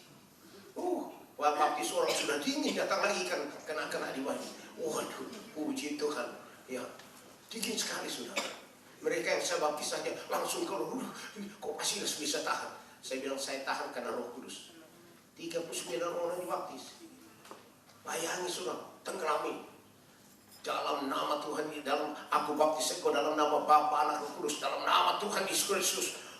Kukulin ke bawah. Langsung naik ke atas. Jadi manusia baru. Kamu sudah manusia baru. Pikiranmu pikiran di atas. Pikiran Kristus. Jangan lagi ikut tradisi. Wah, itu saudara. Jadi bayangkan, sesudah saya naik baru saya rasa dingin tuh. Tadinya nggak dingin, saudara. Bayangin, saudara. Nah itu karena Roh Kudus. Mana saya bisa kalau bukan Roh Kudus? Nggak bisa. Hanya itu saja. Mari saudara kita bersama-sama. Ini nanti akhir bulan Februari kami berangkat lagi satu bus. Ya. Anders Anton jadi tour leader. Wah, ya, satu bus. Kita akan ke sana, saudara, ke Turki untuk berjalan di antara 7 jemaat di Turki. Tuhan Yesus juga berjalan di antara 7 jemaat. Wahyu pasal 1 ayat 20 dan Wahyu pasal 2 ayat 1. Yesus berjalan di antara 7 jemaat. Itu ada di Turki. Makanya nanti kami ke Turki, kami mau menginjak 7 jemaat. Lalu kami masuk ke Israel, menginjak lagi tanah Kanaan, tanah perjanjian. Kemudian menginjak Yerusalem. Saya mau ajak semua peserta berpegangan tangan di Yerusalem. Ayo kita injak sesuai dengan firman Tuhan dalam Yosua 1 ayat 3. Setiap tanah yang diinjak tangan kakimu, aku serahkan kepadamu. Dalam nama Yesus, saya dengan anak-anak saya, anak cucu saya, dan semua kami yang hadir di sini, dalam nama Tuhan Yesus kami injak Yerusalem ini, dan Yerusalem adalah milik kami, sehingga pada saat pemerintahan Tuhan Yesus 1000 tahun di Yerusalem, kami akan memerintah di Yerusalem bersama dengan Yesus Kristus. Itu saudara. Makanya saya nanti ajar mereka akan berpegangan, kita akan berdoa. Ini memang Holy Land Journey, pelayanan untuk perjalanan kudus. Itu saudara, selama berapa hari itu? 10 hari ya? 10 hari sampai di Jakarta. Saya memang berdoa. Saya bilang, Tuhan, hamba minta padamu Bapa, supaya Kau Tuhan Yesus berjalan depan kami dengan tiang awan dan tiang api Roh Kudus. Supaya kemana tiang awan, tiang api Roh Kudus berjalan, Engkau pimpin kami, menaungi kami, Kau buka jalan. Tuh, saya berdoa, kalau dulu orang Israel dipimpin keluar dari Mesir ke Kanaan, tiang awan dan apa? Tiang api. Pada waktu malam tiang api, pada waktu siang tiang awan. Itu Roh Kudus itu. Nah, saya mau sebelum peraturan di sana dilaksanakan, sebab mulai bulan Maret yang akan datang, kalau mau masuk di Bethlehem ataukah di Jericho, tempat-tempatnya PLO, itu tidak boleh lagi lebih dari 2 jam. Kalau lebih dari 2 jam, itu harus lapor, harus ada visa PLO. Ya, jadi tidak ada lagi. Memang mereka sudah memperketat. Makanya saya bilang, ayo kita berdoa supaya Tuhan buka jalan bagi kita, menginjak. Ya, sampai Yesus datang, kita bersama Yesus memerintah dalam kerajaan 1000 tahun. Ya, dukung dalam doa saudara, dukung kami dalam doa yang akan berangkat nanti, supaya kalian tahu bahwa kita ini benar-benar adalah umat yang sangat diberkati oleh Tuhan. Saya sudah 3 kali ke sana, jadi kalau berangkat ini yang keempat kali sudah. Keempat kali. Dan itu saya ingin untuk mengakhiri ini dengan sempurna, yaitu sampai ke Turki menginjak 7 jemaat. Saya mau mengakhiri itu sudah. Sudah saya bilang, Tuhan silahkan lakukan apa saja. Engkau mau datang, puji Tuhan, kami umatmu sudah siap Engkau angkat. Amin. Amin. Amin. Ayat 4, satu lagi, ayat 4. Kolose 3 ayat 4. Apabila Kristus yang adalah hidup kita menyatakan diri kelak, kamu pun akan menyatakan diri bersama dengan Dia dalam kemuliaan. Yes.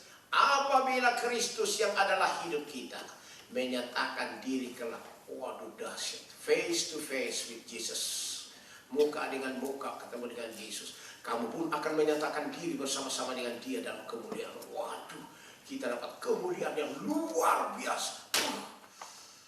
Di sana tidak ada lagi tangisan air mata. Beyond the sunset, di seberang sana. Di seberang sana air mata lenyap. Semua nyanyi. Di seberang sana damai kekal.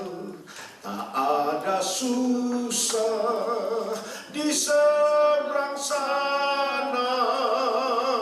Di seberang sana kekekalan. Dunia akan lenyap. 2 Petrus 3 ayat 10 mengatakan dunia akan lenyap, dan kita menantikan langit yang baru, bumi yang baru, Yerusalem yang baru. Itulah surga. Waduh, baca itu saudara, supaya jangan ngomel-ngomel, jangan marah-marah, jangan emosi. Ayo, kalau engkau terus saja emosi, marah-marah, nggak akan masuk di sana lah, nggak mungkin. Ayo baca.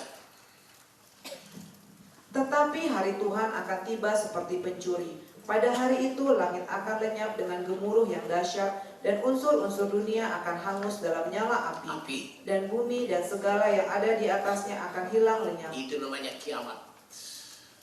Bumi akan dibakar dengan api, hangus habis.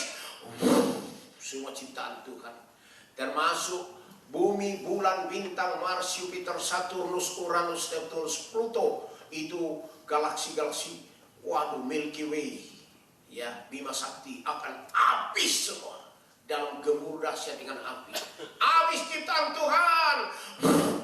Lalu ayat yang kedua, ayat yang keberapa? 11. Jadi jika segala sesuatu ini akan hancur secara demikian, betapa suci dan salehnya kamu harus hidup. Betapa suci dan salehnya kamu harus hidup. Kalau mau masuk ke sono itu, ke surga, betapa suci dan salehnya kamu harus hidup.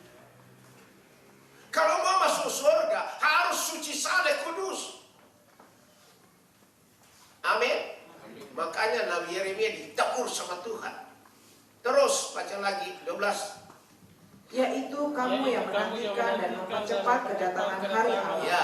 Pada hari itu langit akan binasa dalam api, dan unsur-unsur dunia akan hancur karena nyalanya. Yang hancur termasuk nggak emas berlian? Uang, saham, mobil, rumah, bisnis. Apa yang kau kumpulkan sekarang akan lenyap semua.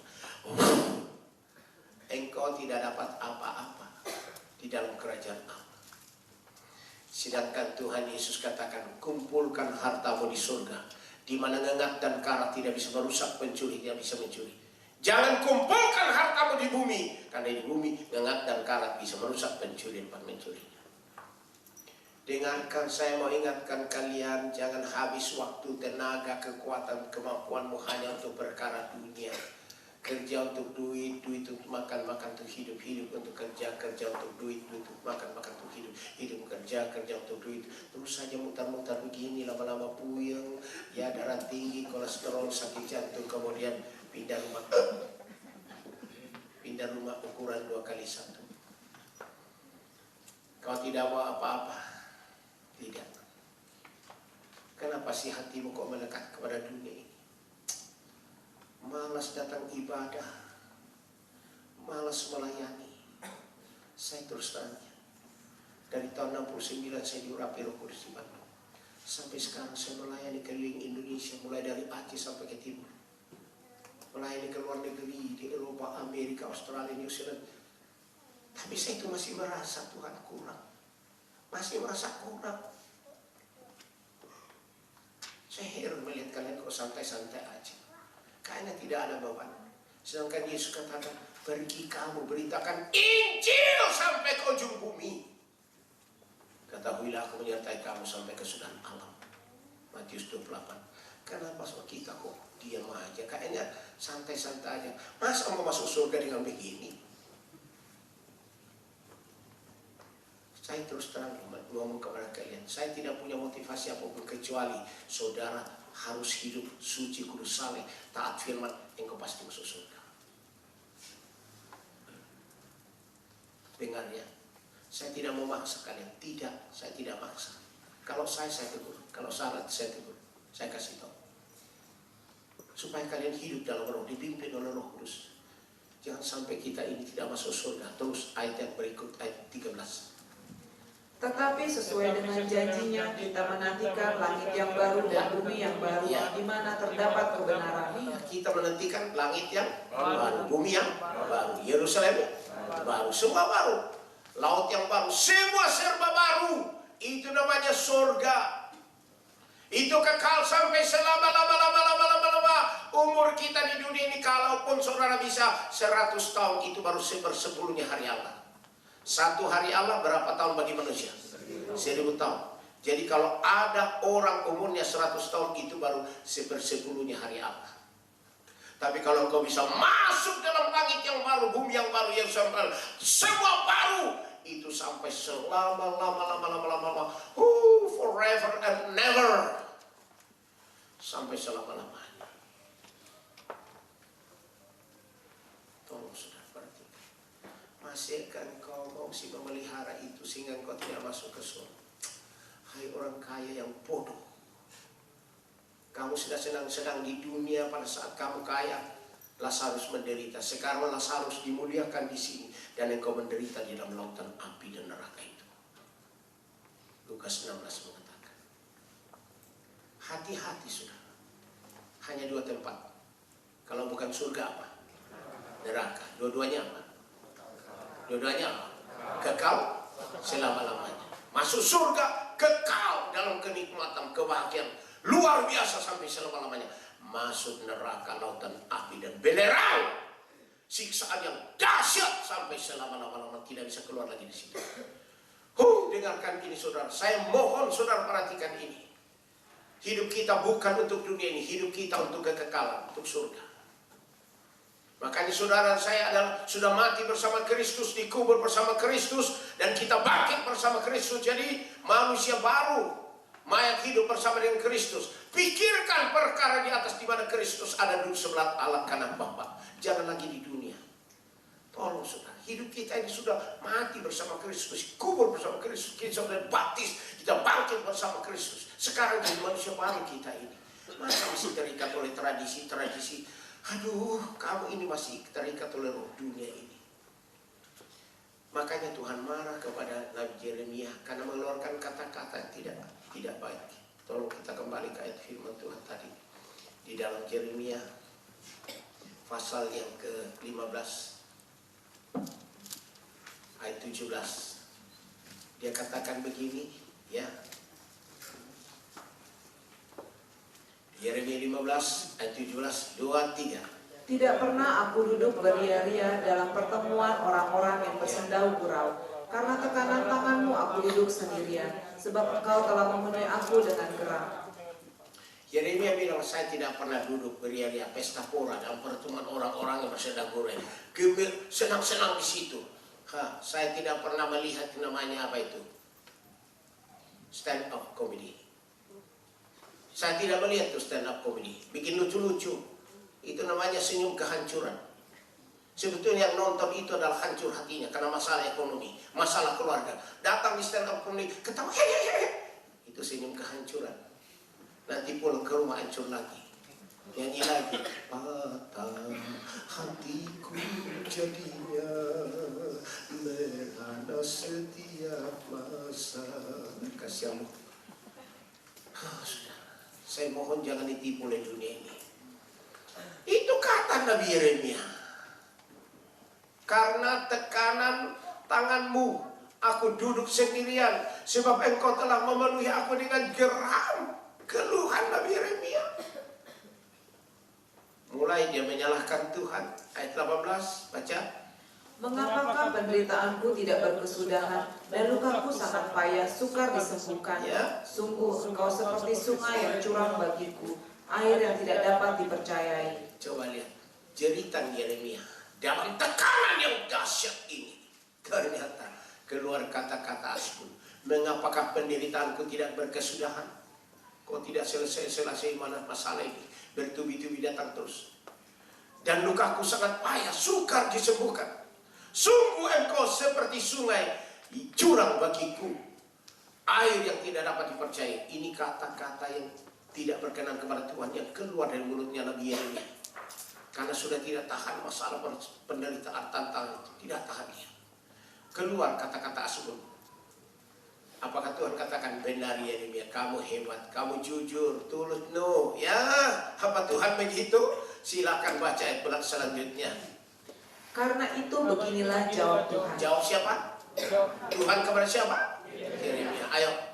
Jika engkau mau kembali, aku akan mengembalikan engkau menjadi pelayan di hadapanku. Ya. Dan jika engkau mengucapkan apa yang berharga dan tidak hina, maka engkau akan menjadi penyambung lidah bagiku. Biarpun mereka akan kembali kepadamu, namun engkau tidak perlu kembali kepada mereka. Saya mohon kalian perhatikan kata Tuhan kepada Yeremia, hamba Tuhan yang ngomel, ngeluh, bersungut, bahkan nyalahkan Tuhan. Karena itu beginilah jawab Tuhan kepada Yeremia. Jika engkau mau kembali untuk kembali kepada aku melayani, aku akan mengembalikan engkau menjadi pelayan di hadapanku. Kalau engkau mau kembali, tapi ada syarat. Dan jikalau engkau mengucapkan apa yang berharga, tidak hina, itu syarat jadi pelayan. Harus mengucapkan kata-kata yang berharga, tidak hina, tidak asbun. Kalau engkau mau jadi pelayan Tuhan, kembali, Tuhan bilang, ya, engkau mengucapkan apa yang berharga dan tidak hina, maka engkau akan menjadi penyambung lidah bagiku. Tuh, menjadi apa? Baru bisa jadi penyambung lidah. Masa jadi penyambung lidah kalau misalnya engkau marah-marah, emosi, gosip sana, gosip sini, jelekin sana, musuhin sana, benci sini. Masa bisa jadi penyambung lidahnya Tuhan begitu? Saya mohon kalian perhatikan ini. Kalau mau jadi pelayannya Tuhan, hati-hati mulut. Di mana ada di mana? Di mulut yang di hati. Apa yang keluar dari mulut itu tentu dari hati. Biarpun mereka kembali kepadamu, namun engkau tidak perlu kembali kepada mereka. Nah, walaupun mereka mau kembali kepada, enggak perlu saya kembali ke kamu. Saya tidak mau kompromi dengan kamu. Makanya tidak ada kompromi di sini, saudara. Enggak boleh. Kalau tahu sudah salah itu dosa. Jangan kita datang, maaf ya, aduh sorry ya, no. Masa mau maaf kepada dosa? Kalau maaf kepada Tuhan, minta ampun ke Tuhan itu benar. Jangan saudara datang minta maaf, minta ampun karena itu orang itu salah. Bertobatlah kepada Tuhan. Jangan kembali kepada dia. Datang kepada Tuhan, sumber segala-galanya. Ya. 1 Petrus 4 ayat 11. Baca 1 Petrus 4 ayat 11. 2, 3. Jika ada orang yang berbicara, baiklah ia berbicara sebagai orang yang menyampaikan firman Allah. Jika ada orang yang melayani, baiklah ia melakukannya dengan kekuatan yang dianugerahkan Allah, supaya Allah dimuliakan dalam segala sesuatu karena Yesus Kristus. Ini baru namanya hamba Tuhan. Jika ada orang yang berbicara, baiklah ia berbicara sebagai apa? Orang menyampaikan apa? Firman Allah. Bagus. Gak boleh cerikin orang, gak boleh marah-marah, gak boleh emosi, gak boleh gosip, gak boleh. Jika ada orang yang melayani, baiklah ia melakukannya dengan kekuatan yang dianugerahkan Allah, supaya Allah dimuliakan dalam segala sesuatu karena Yesus Kristus. Ya, ialah yang mempunyai kemuliaan dan kuasa sampai selama-lamanya. Kalau kita ngomong ya, kita ngomong seperti menyampaikan firman. Bukan berarti kita kalau ngomong dengan ya dari Wahyu 1, kemudian dari Kejadian pasal 1, kemudian masuk ke Wahyu. Jangan! Menyampaikan firman Allah artinya selaras dengan firman. Jangan ngomong, bego lu, anjing lu, babi lu. Itu kan tidak sesuai firman.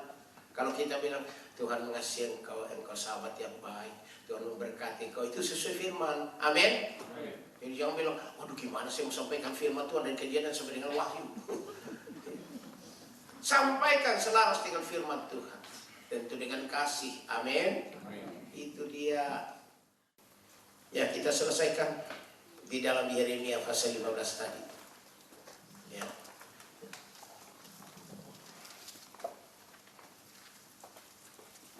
Mari baca saudara mengenai mulut. Ayat yang ke-19. Baca. Karena itu beginilah jawab Tuhan.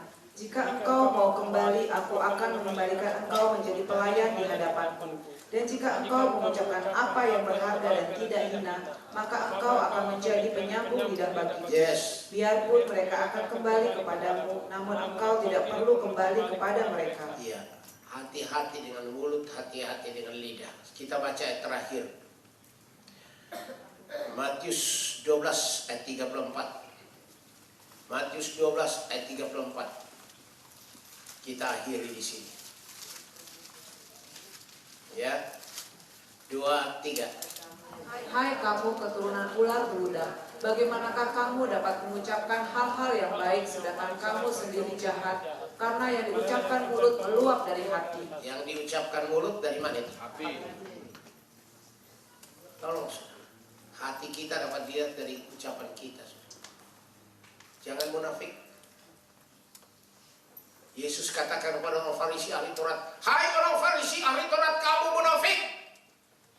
Kamu seperti kubur, di luarnya putih tapi di dalamnya penuh dengan bangkai. Wah, itu munafik namanya. Tuhan Yesus mencela orang yang munafik begini. Terus 35. Orang yang baik mengeluarkan hal-hal yang baik dari perbendaaraannya yang baik, Ya. dan orang yang jahat mengeluarkan hal-hal yang jahat dari perbendaaraannya yang jahat. Yes. Perbendaharaan itu adalah hati kita. Hati adalah perbendaharaan, arti pusat. Pusat kehidupan kita adalah hati, sudah. Semua yang keluar dari mulut kita itu dari hati. Semua yang ada di pikiran kita dari hati. Semua yang kita lakukan, semua itu dari hati. Tolong saudara, Tuhan sedang menguji hati kita masing-masing. Ayat berikut. Tetapi aku berkata kepadamu, setiap kata sia-sia diucapkan orang harus dipertanggungjawabkannya pada hari penghakiman. Harus apa? Dipertanggungjawabkan pada hari penghakiman. Hati-hati dong. Engkau anak-anak Tuhan, hamba-hamba Tuhan. Jangan asbun-asbun. Satu lagi, ayat 37 baca. Karena menurut ucapanmu engkau akan dibenarkan, dan menurut ucapanmu pula engkau akan dihukum. Yes. Menurut ucapanmu engkau dibenarkan, menurut ucapanmu engkau dihukum. Hati-hati, jangan sampai engkau dihukum dalam lautan api dan belerang. Jangan sampai engkau dihukum selama engkau hidup di dunia ini. Kalau engkau mau diberkati selama hidup di dunia ini, marilah hati kita baik, ucapan kita baik, tindakan kita baik, perbuatan kita baik, seluruh eksistensi atau keberadaan kita baik. Dan kemudian masuk surga, hidup yang kekal. Amin. Selamat.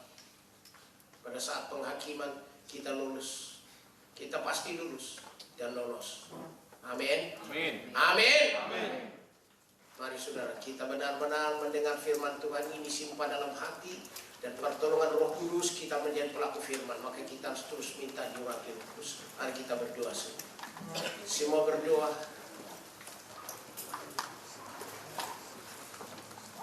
Saudara, sesudah kita mendengar firman Tuhan ini, mari saudara masing-masing kita mengaku dosa.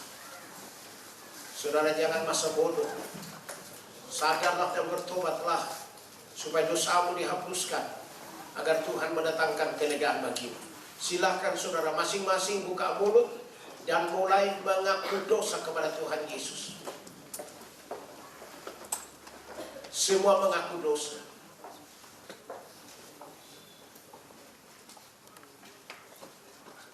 Sadarlah dan bertobat. Saudara kalau berdoa, buka mulut, jangan tutup mulut. Buka mulut dan ucapkan pengakuan dosamu kepada Tuhan Yesus. Silahkan mengaku dosa kepada Tuhan Yesus. Ucapkan dosamu kepada Tuhan Yesus. Semua mengaku dosa.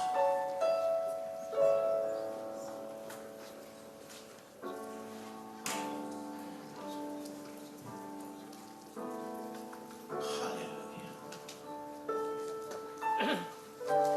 Dia mau, jikalau kita mengaku segala dosa kita, maka Allah itu setia dan adil, sehingga Dia mengampuni segala dosa kita dan menyucikan kita dari segala kejahatan. 1 Yohanes 1:9. Jikalau kita mengaku segala dosa kita, Allah itu setia dan adil, sehingga Dia mengampuni segala dosa kita dan menyucikan kita dari segala kejahatan.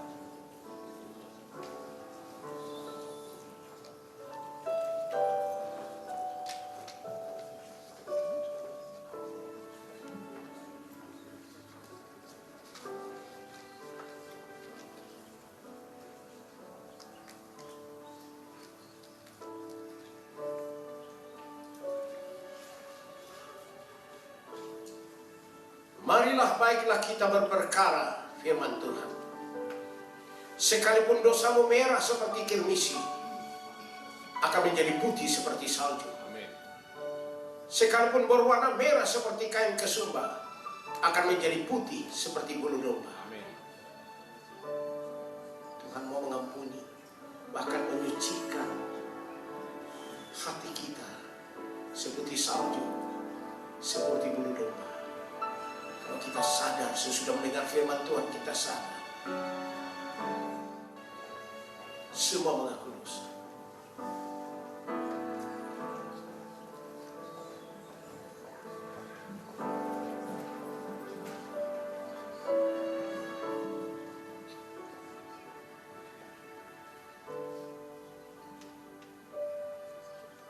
Haleluya. Yesus jawaban dalam hidupku. Yesus jawaban yang ku perlu. Tabib pembaptis, juru selamatku. Oh haleluya, harapanku.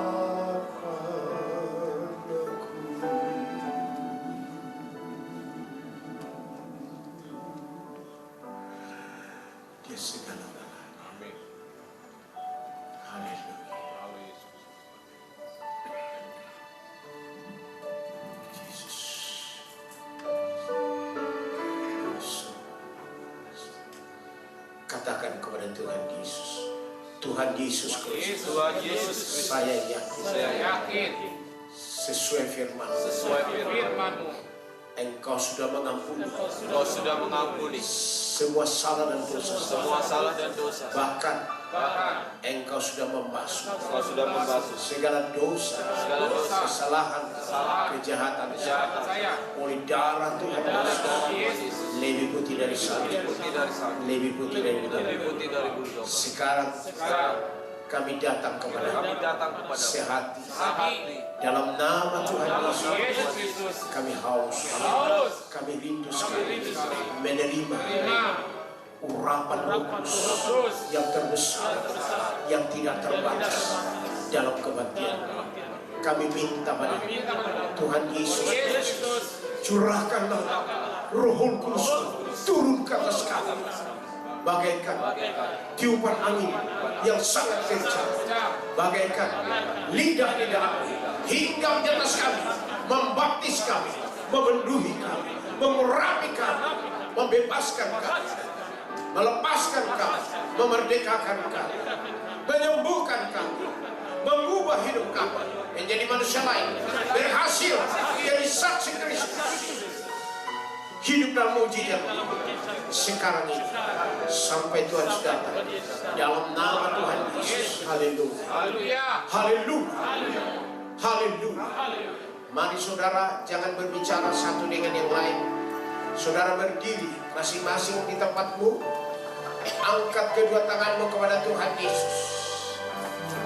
Jangan berbicara satu dengan yang lain. Angkat kedua tanganmu kepada Tuhan Yesus Kristus. Tenada ke atas, ke surga kepada Tuhan Yesus. Ya, tutup matamu, supaya kau bisa konsentrasi hanya kepada Tuhan Yesus.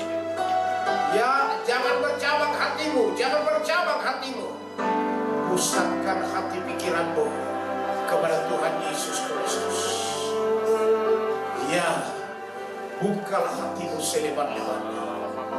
Biarkan Roh Kudus mengalir bagaikan tiupan angin kencang, bagaikan lidah-lidah api, membaptis, memenuhi, mengurapi kita dengan urapan Roh Kudus terbesar yang tidak terbatas, memulihkan hati kita dan roh kita menjadi hati yang baru, roh yang baru, memulihkan jiwa pikiran kita, memulihkan tubuh kita, memulihkan hidup kita, memberikan kita karunia-karunia yang ya. Haleluya.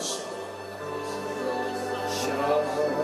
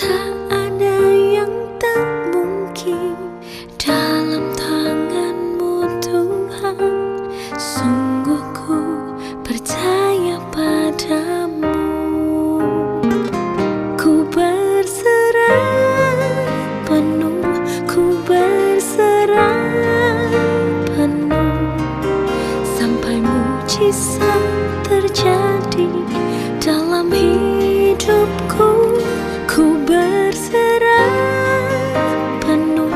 Yesusku berserah penuh, sebab mujizat-Mu ada bagiku.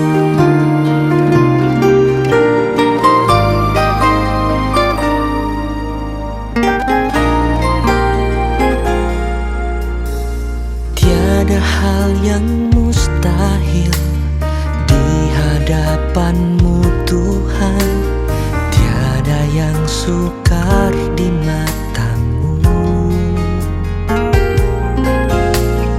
Tak ada yang tak mungkin dalam tangan-Mu Tuhan. Sungguh ku percaya padamu. Ku berserah penuh, ku berserah penuh, sampai mujizat terjadi dalam hidupku.